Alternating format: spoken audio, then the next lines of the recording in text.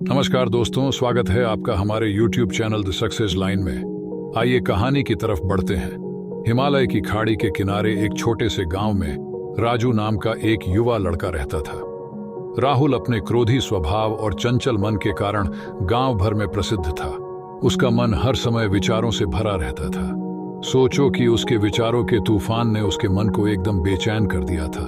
उसके जीवन से शांति मानो गायब हो गई थी और वह हमेशा अपने ही ख्यालों में खोया रहता था और तनावपूर्ण जीवन जी रहा था।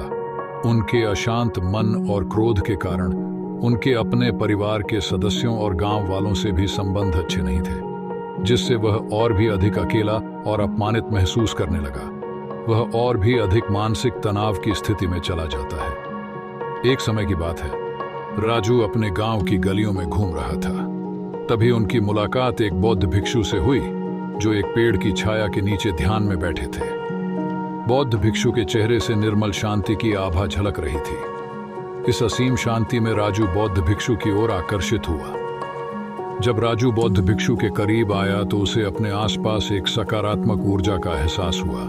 राजू को एहसास हुआ कि इस असीम शांति और सकारात्मक ऊर्जा का स्रोत कहीं न कहीं इस बौद्ध भिक्षु के भीतर ही है। इसीलिए वह वहीं बैठकर उसकी आंखें खुलने का इंतजार करने लगा। थोड़ी देर बाद जब बौद्ध भिक्षु की आंख खुली तो उसने एक युवा लड़के को अपने सामने बैठा पाया, जो बहुत तनावग्रस्त और नकारात्मक भावनाओं से भरा हुआ लग रहा था। राजू ने बौद्ध भिक्षु की ओर उदार भाव से देखा और बहुत विनम्रता से कहा, मालिक, मेरा मन बहुत अशांत है और मेरे मन के विचार मुझे खाए जा रहे हैं। मुझे एक पल के लिए भी शांति महसूस नहीं होती। क्या आप मुझे सिखा सकते हैं कि मैं अपने अशांत मन को कैसे शांत करूं? बौद्ध भिक्षु ने राजू की पीड़ा को समझते हुए करुण दृष्टि से देखा और कहा, मेरे प्यारे बच्चे, मैं तुम्हें एक कहानी सुनाना चाहता हूँ। इस कहानी में मानसिक शांति और खुशी के रहस्य छिपे हैं। क्या आप कहानी सुनना चाहेंगे? राजू ने हाँ में सिर हिलाया और पूरी एकाग्रता से कहानी सुनने को तैयार हो गया। वह कहानी सुनने को बेताब था। बहुत समय पहले की बात है। एक नगर में विशाल नाम का एक आदमी रहता था। बेहद महत्वाकांक्षी व्यक्ति थे और उन्हें हर काम में लोगों से मदद की जरूरत पड़ती थी। यदि उसे किसी से असफलता और बुराई सुनने को मिलती थी तो वह गहरी चिंता और तनाव में चला जाता था। उनका मानना था कि सफलता और भौतिक शक्तियां वांछित खुशी देंगी, लेकिन वह जितना सफलता और प्रशंसा के पीछे भागता था उतना ही मानसिक तनाव में डूबता जाता था।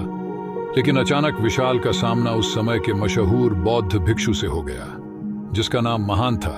महान अपने शिष्यों को ध्यान की शिक्षा देते थे और वह स्वयं एक बहुत ही ध्यानमग्न और प्रबुद्ध व्यक्ति थे। महान की अद्भुत एकाग्रता से प्रभावित विशाल ने उनसे अपने भटकते मन को शांत करने का उपाय जानना चाहा। विशाल ने कहा कि महंत, मैं हमेशा सफलता के पीछे भागता हूँ और लगातार अधिक हासिल करने की कोशिश करते हूँ, फिर भी मुझे कोई क्षणिक संतुष्टि या आत्मसंतुष्टि नहीं मिलती। इस निरंतर बेचैनी के बीच में शांति कैसे पा सकता हूँ? बौद्ध भिक्षु ने करुण दृष्टि से उसकी ओर देखा और उत्तर दिया, आपका मन एक अशांत नदी की तरह है जो हमेशा बहती रहती है। आप कभी भी शांत नहीं रह सकते। इसलिए इस अशांत मन को शांत करने के लिए आपको अपने विचारों को बिना किसी रुकावट के जाने देने की कला सीखनी होगी। विशाल को आश्चर्य हुआ और उसने पूछा कि मैं अपने विचारों को कैसे जाने दूं? आखिर मैं भी तो अपनी इच्छाओं और महत्वाकांक्षाओं से बंधा हुआ हूं। यह सुनकर बौद्ध भिक्षु मुस्कुरा दिए। बौद्ध भिक्षु कहा, कल्पना करें कि आपके हाथ में पानी का एक गिलास है। अब आप इसे जितनी देर तक पकड़कर रखेंगे यह उतना ही भारी होता जाएगा, और अगर आप इसे काफी देर तक पकड़े रहेंगे तो आपके हाथ में दर्द होने लगेगा। लेकिन अगर आप उस पकड़ को ढीला कर दें और छोड़ दें तो आपका बोझ खत्म हो जाएगा। राजू ने पूरी कहानी और उसका संदेश ध्यानपूर्वक सुना। वह समझ गया कि अपने विचारों और इच्छाओं से चिपके रहने से उसका बोझ बढ़ जाता है और अंदर ही अंदर अशांति पैदा कर देता है। अब राजू को कहानी का अंत सुनने की उत्सुकता से प्रतीक्षा थी। कहकर बौद्ध भिक्षु ने कहानी जारी रखी। बौद्ध भिक्षु की बात मानकर विशाल ने विचारों को त्यागने का अभ्यास शुरू कर दिया। वह बिना किसी पूर्व निर्णय के अपने विचारों और भावनाओं को आते और जाते देखता था। अब उसने विचारों को पकड़ना बंद कर दिया था। विचार उठते थे और अपने आप चले जाते थे। धीरे धीरे उसे यह एहसास होने लगा कि उसकी इच्छा और भावना ही सभी दुखों का कारण है। जैसे जैसे विशाल ध्यान में गहरे उतरते गए उन्होंने पाया कि वर्तमान में जीना ही आंतरिक शांति का एकमात्र स्रोत है। वह खुद को वर्तमान में स्थापित करके अपने मन की निरंतर बकवास से छुटकारा पा सकता था। धीरे धीरे विशाल का मन एक शांत झील की तरह हो गया, जो बाहरी दुनिया को अपने अंदर प्रतिबिंबित करती है।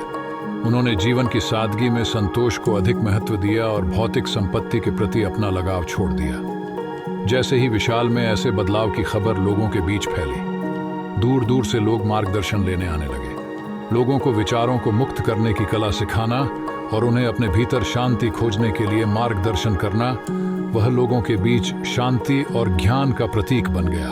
विशाल और साधु की कहानी समाप्त कर महान बौद्ध भिक्षु कुछ देर के लिए चुप हो गए, ताकि इस कहानी का अर्थ राजू के मन में अच्छी तरह बैठ जाए। राजू ने बौद्ध भिक्षु की ओर देखा तो उनकी आंखों में अब एक नई समझ दिखाई दे रही थी। राजू ने धीरे से कहा कि मुझे इस कहानी में ज्ञान दिखता है, लेकिन मैं इसे अपने जीवन में कैसे लागू करूं? मैं अपने अशांत मन को कैसे शांत कर सकता हूं? राजू के इस सवाल पर बौद्ध भिक्षु धीरे से मुस्कुराते हैं और फिर कहा कि अशांत मन को शांत करने का अभ्यास आत्म जागरूकता से शुरू होता है। अपने भीतर उठने वाले विचारों का निरीक्षण करने के लिए प्रतिदिन कुछ समय निकालें। उन भावनाओं पर ध्यान दें जो आपके मन में आती हैं और देखें कि वे कैसे आती हैं और आकाश में गुजरते बादलों की तरह चले जाए। राजू ने आंखें बंद कर लीं और बौद्ध भिक्षु के कहे अनुसार अपने विचारों का अवलोकन करने लगे। जैसे ही उसने अपने भीतर उठने वाले विचारों पर ध्यान देना शुरू किया, उसे इसका एहसास हुआ। उसे अपने अंदर चिंता और इच्छाओं की एक निरंतर धारा बहती हुई महसूस हुई। सिर्फ एक एहसास ने ही उसे एक अद्भुत शांति का एहसास कराया। उन्हें यह भी एहसास हुआ कि यह सभी विचारों और भावनाओं से अलग है। बौद्ध भिक्षु ने आगे कहा कि जैसे शक्ति ने खुद को सभी मोह माया से अलग कर लिया था, वैसे ही अपने मन को अशांतकारी विचारों और भावनाओं से मुक्त करने का अभ्यास विकसित करो। बिना किसी पूर्वाग्रह के विचार को वैसे ही स्वीकार करें जैसे वह आता है, और फिर धीरे धीरे उन्हें जाने दें और अपना ध्यान वर्तमान क्षण पर केंद्रित करें। लेकिन राजू ने टोकते हुए कहा कि अगर विचार और भावनाएं इतनी मजबूत हैं तो क्या होगा? बौद्ध भिक्षु ने कहा, यह बना रहता है और मन को छोड़ने से इनकार करता है। बौद्ध भिक्षु ने राजू की बात से सहमति जताते हुए सिर हिलाया और कहा, ऐसे कई मौके आएंगे जब आपके मन में सवालों का बवंडर चल रहा होगा। जब आपका दिमाग आपकी बात ही नहीं सुनेगा, तो ऐसे में आपको अपनी सांसों की ताकत पर विश्वास करना होगा। एक बार फिर भिक्षु ने राजू से कहा, अपनी आंखें बंद करो और अपनी सांसों पर ध्यान केंद्रित करने के लिए अपने पेट को ऊपर उठता हुआ और मत्ता हुआ महसूस करें।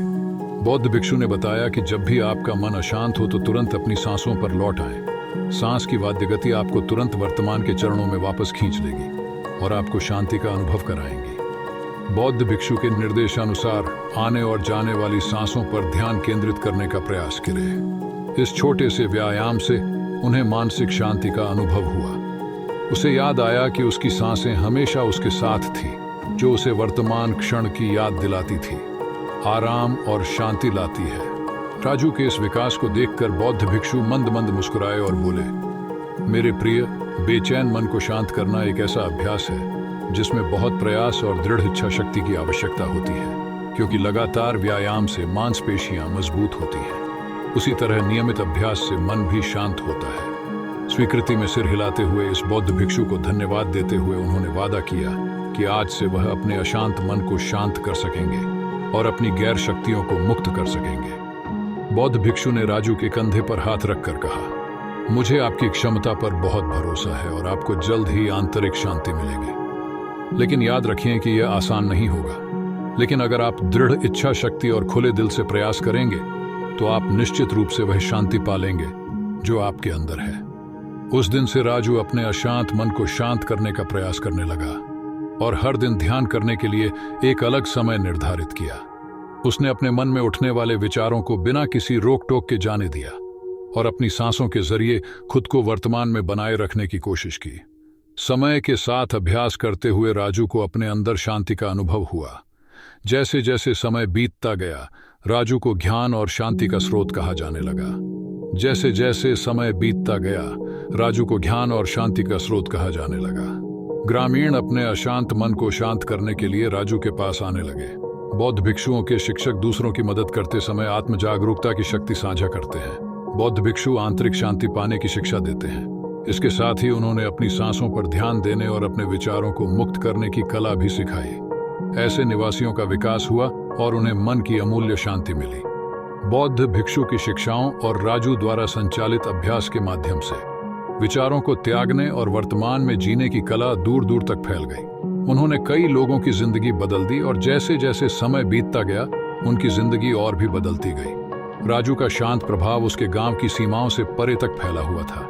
आसपास के गांवों और शहरों से लोग राजू के परिवर्तन की कहानी सुनते थे, उनसे सलाह लेने आते हैं। मन के बोझ तले दबे लोगों के लिए राजू आशा की किरण बन गया। राजू की शिक्षाएं केवल ध्यान और प्रवचन तक ही सीमित नहीं थीं, बल्कि वह रोजमर्रा के काम जागरूकता के साथ करने पर ज्यादा जोर देते थे। वह लोगों को अपनी भावनाओं के प्रति जागरूक रहने की याद दिलाते थे। इस बात पर ध्यान दें कि आप दिन भर में क्या करते हैं और अपने आसपास होने वाली घटनाओं पर आप कैसे प्रतिक्रिया करते हैं। हर काम पूरी जागरूकता के साथ करें। जब आप खाएं तो प्रत्येक टुकड़े के स्वाद का आनंद लें। जब आप सूरज की रोशनी के सामने खड़े होते हैं तो उसकी गर्मी महसूस करें। लोग क्या कहते हैं उसे ध्यान से सुने और समझें। छोटे छोटे बदलावों से लोगों के जीवन में चमत्कारिक परिवर्तन आते हैं। राजू की शिक्षाओं से लोगों ने सीखा कि जीवन का आनंद वर्तमान में जीने में है। दोस्तों, यह कहानी का अंत है। मुझे आशा है कि आपने इस कहानी से बहुत कुछ सीखा होगा। आपका कीमती समय देने के लिए बहुत बहुत धन्यवाद।